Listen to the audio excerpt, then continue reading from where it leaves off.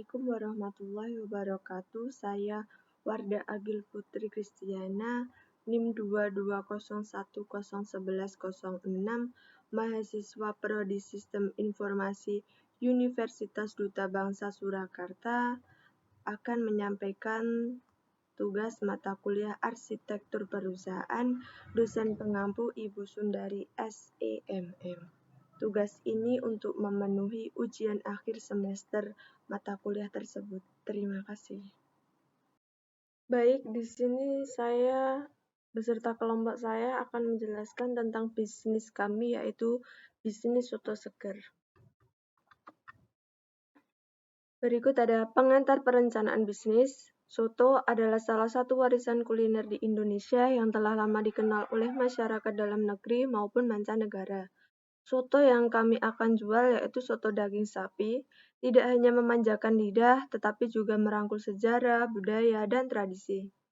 Sejak dahulu, soto telah menjadi makanan yang mendefinisikan Indonesia dengan cita rasa khas rempah-rempah, kuah gurih, dan bahan-bahan segar. Usaha soto merupakan bisnis yang cukup menjanjikan. Indikasinya terlihat dari perkembangan usaha yang setiap tahunnya, di mana melihat semakin banyaknya orang yang berwirausaha di bidang ini. Menurut beberapa pengusaha soto, usaha ini masih cukup menggiurkan masyarakat. Salah satu kuncinya membuat resep soto yang enak. Selain itu, pengaruh tempat juga menentukan.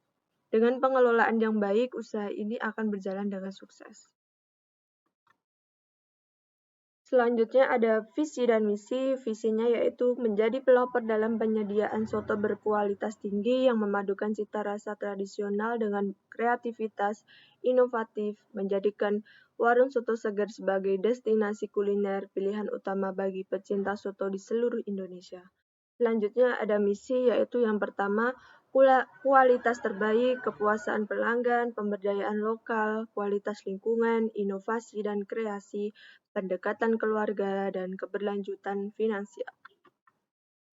Selanjutnya ada nilai perusahaan, satu yaitu keaslian budaya dan tradisi. Soto sering mempertahankan dan melestarikan resep khas keluarga atau daerah yang telah diwariskan dari generasi ke generasi.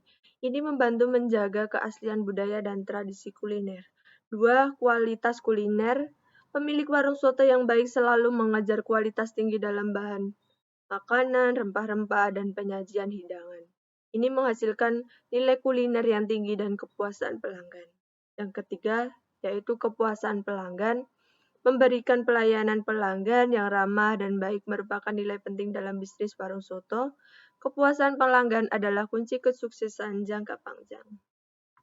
Selanjutnya ada organisasi, yaitu ada pemilik usaha, manajer, kepala dapur, kasir, kebersihan, produksi, dan pelayan. Berikut deskripsi pekerjaan. 1. Pemilik bertanggung jawab atas manajemen keseluruhan bisnis. 2. Manajer merekrut dan mengelola karyawan secara efektif, mengawasi operasional, menangani keluhan pelanggan. 3. Kepala dapur merencanakan menu, merencanakan metode memasak dan item menu baru. Yang keempat, ada kasir bertanggung jawab atas transaksi keuangan dan pembayaran dan pelanggan. Yang kelima ada kebersihan, menjaga kebersihan dengan baik, baik itu dalam ruangan, luar ruangan, membersihkan peralatan makanan, dan memastikan kebersihan sebelum dan sesudah digunakan. Yang keenam ada produksi, yaitu memastikan segala sesuatu dan juga semua proses produksi berjalan dengan lancar. Dan yang ketujuh ada pelayan, melayani pelanggan, memberikan rekomendasi menu, mencatat pesanan, dan kemudian membawa makanan atau minuman ke meja pesanan. Selanjutnya ada logo perusahaan. Logo adalah identitas perusahaan yang diimplementasikan dalam bentuk simbol, gambar, merek dagang yang berguna untuk identitas dan tanda kenal yang menunjukkan ciri khas perusahaan. Logo yang kami ambil ini berarti sebagai salah satu makanan khas Indonesia yang terkenal kuahnya yang bening dengan rasa khas rempah-rempah. Nama soto segar sendiri berarti menyegarkan dalam bahasa Jawa, dan kuahnya konon mencerminkan filosofi bagi rasa bagi roto yang berarti berbagai perasaan, berbagai kekayaan.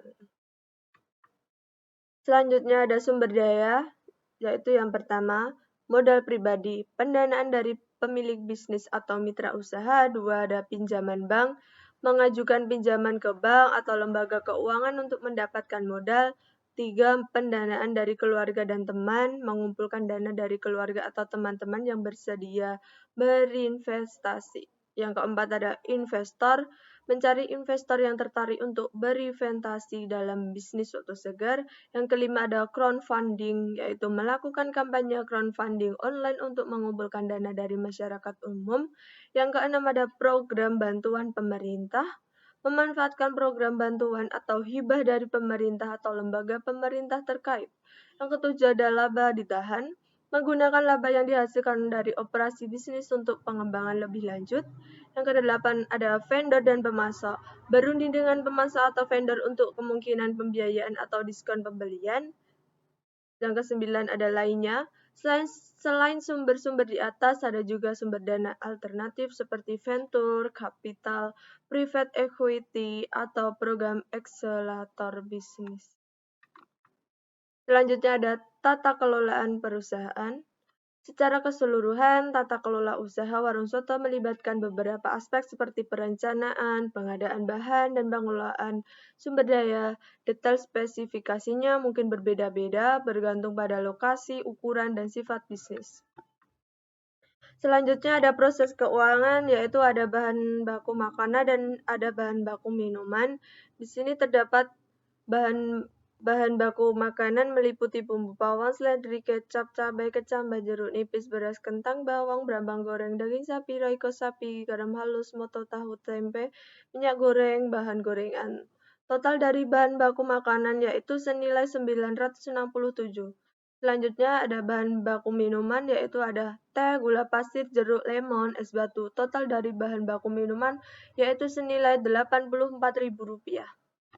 Selanjutnya ada peralatan. Peralatan terdiri dari sendok makan, mangkok plastik, tabung gas, kompor, ceret, panci besar, wajan besar, dandang, gelas, tisu, sendok teh, termos, nasi jumbo, centong nasi, sotil atau spatula, ero-ero, nampan, tutup gelas. Total dari peralatan keseluruhan yaitu senilai Rp2.485.000.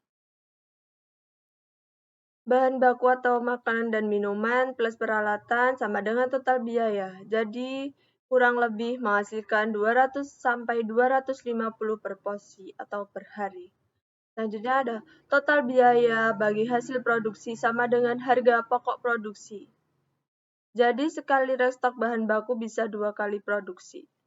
Selanjutnya ada harga pokok plus laba yang diinginkan sama dengan harga jual, yaitu harga jual kami adalah 10.000 per porsi. Selanjutnya, pengeluaran 1 kali produksi yaitu bahan baku makannya ada ini. Selanjutnya ini bahan baku minuman, total semua yaitu 1.156. Selanjutnya, pendapatan 1 kali produksi yang tadi, pendapatan dalam 1 hari yaitu menghasilkan 250 porsi. 250 dikali 10.000 harganya tadi, yaitu pendapatan dalam 1 hari menghasilkan 250 porsi, yaitu kita mendapatkan uang senilai Rp2.500.000. Maka pendapatan bersih yang diperoleh sehari jika terjual habis, yaitu 2.500.000 dikurangi ini pendapatan total 1.156, yaitu 1.344. Jadi pendapatan dalam sehari adalah kurang lebih 1.344.